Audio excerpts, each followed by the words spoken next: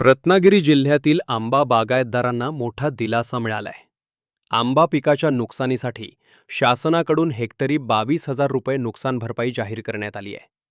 या निर्णयानंतर कृषी विभाग ॲक्शन मोडवर आला असून जिल्हाभर सर्वेक्षणाला वेग आला आहे.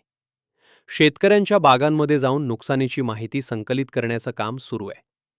15 मेपर्यंत सर्वेक्षण पूर्ण करण्याच्या सूचना प्रशासनानं दिल्या आहेत. यंदा रत्नागिरी जिल्ह्यात आंबा पिकाचं तब्बल 90% नुकसान झाल्याचा अंदाज आहे. तर काजू पिकालाही मोठा फटका बसला असून सुमारे 70% नुकसान झालंय. पात्र शेतकऱ्यांची माहिती गोळा करण्यासाठी सहाय्यक कृषी अधिकारी, ग्रामविकास अधिकारी, महसूल अधिकारी, सरपंच, पोलीस पाटील आणि तंटामुक्त समितीचे अध्यक्ष थेट शेतकऱ्यांच्या बांधावर जाऊन पाहणी करत आहेत.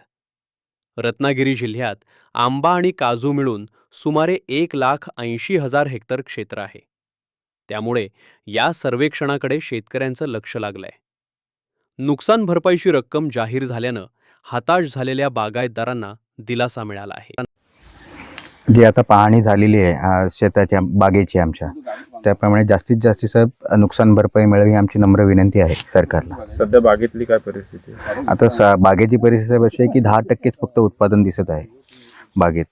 म्हणून आम्हाला सरकारची आमची मागणी आहे की जास्तीत जास्त लोकांना, शेतकऱ्यांना जास्तीत जास्त कर्जमाफी मिळावी.